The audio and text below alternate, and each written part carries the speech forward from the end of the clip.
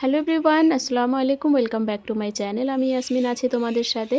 আজকে একটা সিম্পল পদ্ধতিতে মাংস রান্নার রেসিপি তোমাদের সঙ্গে শেয়ার করব। রুটিন মশলাগুলো নিয়েছি, আর এখানে আমি দিয়েছি হচ্ছে গরম মশলা, তেজপাতা, লবঙ্গ, দালচিনি, এসব কিছু দিয়ে, আর কাঁচা পেঁয়াজ দিয়ে দিতে হবে এর মধ্যে, আর দিতে হবে হচ্ছে সরিষার তেল। সেটাও কিন্তু হতে হবে, মানে কাঁচা হতে হবে। আর এভাবে রান্না করে একবার তোমরা খেয়ে দেখবে, অসম্ভব কিন্তু মজা হয়। আর মাংসের টুকরোগুলো খুব জুসি হবে, সফট হবে। অনেকে তোমরা বলে থাকো কুকারে মাংস রান্না একদম ভালো লাগে না, খেতে টেস্ট হয় না, কিন্তু আমি যে পদ্ধতিতে রান্না করছি সেম এইভাবে ফলো করে একবার তোমরা বানিয়ে দেখতে পারো।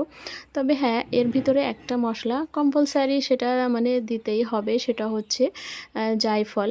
তো জায়ফল দিলে হয় ওর যে মানে একটা গন্ধ, সেটা কিন্তু এই ঝোলের সঙ্গে মিশে খুব সুন্দর একটা টেস্ট হয়। তবে অনেক ক্ষেত্রে কি হয়, আমার যখন বাড়িতে ওটা থাকে না, আমি দিই না। তবে আমি দেখেছি ওই জায়ফলটা দিলে কিন্তু মাংসের টেস্ট খুব সুন্দর হয়।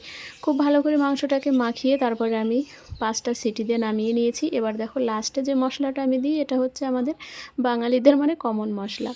এখানে জিরে আর হচ্ছে এলাচ আমি ভেজে নিয়েছি একটু, তারপর এটাকে পাউডার ফর্ম করে মাংসে দিয়ে দেবো। আর এটা আমি দেখাচ্ছি, এই যে হামানদিস্তাটা, এটা কিন্তু মালয়েশিয়ার। আর এটা আমার ছোটো ভাই নিয়ে এসেছিলো, তো মায়ের কাছ থেকে আমি নিয়ে এসেছি, মানে মা আমাকে বলেছে তোমার যদি পছন্দ হয় এটা তুমি নিতে পারো। তো আমি নিয়ে এসেছি, আর এটা কিন্তু খুবই কাজের, খুবই উপকারী লাগছে। এটা হামানদিস্তা অ্যাকচুয়ালি থাকা ভালো।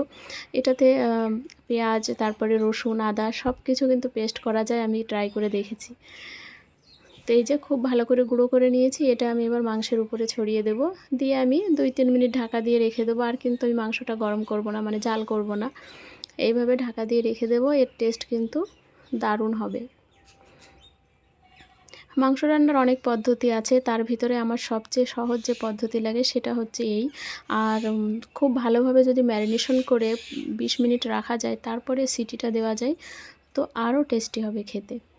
এই যে আমি প্লেটে বেড়ে নিয়েছি, এরকম হয়েছে দেখতে মাংসটা। তো তারপরে রান্না শেষ করে আমি দুপুর 12টা নাগাদ আমি গেছি হচ্ছে আমাদের ওই বাড়িতে, মানে আমাদের যেখানে বাড়ির কাজ হচ্ছে আর কি।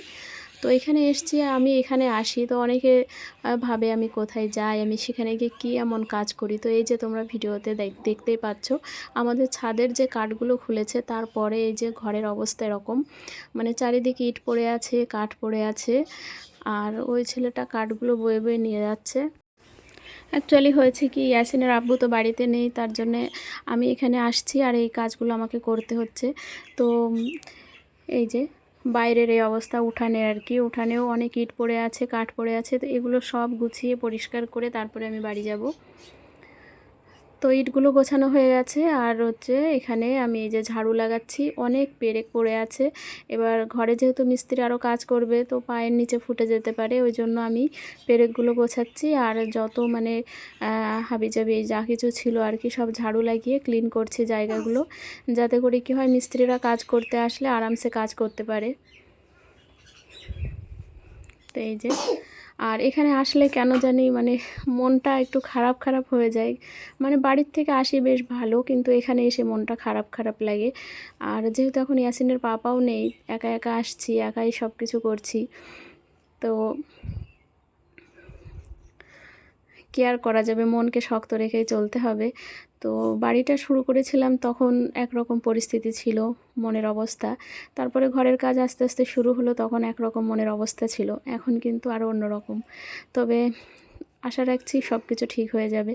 তো এই যে বাইরেটাও খুব সুন্দর করে পরিষ্কার করে নিয়েছে। এই পাশটায় অনেক নোংরা ছিল, অনেক ইট ছিল, তারপরে যে মানে জানলার যে ডিজাইনগুলো খুলেছিল না, ওইগুলো সব পড়েছিল, অনেক বাজে একটা অবস্থা। তো এখন মোটামুটি দেখতে ভালোই লাগছে, তাই না? খুব সুন্দর পরিষ্কার হয়ে গেছে সব কিছু। তো এবারে আমি বাড়ির উদ্দেশ্যে রওনা দেব। যাবার সময় একবারে কিছু বাজার করে নিয়ে বাড়ি যাব, মুদিখানার বাজার, ওগুলো কিছুটা শেষ হয়ে গেছে। তো দেখা হচ্ছে পরের ভিডিওতে, ততক্ষণে সবাই ভালো থেকো।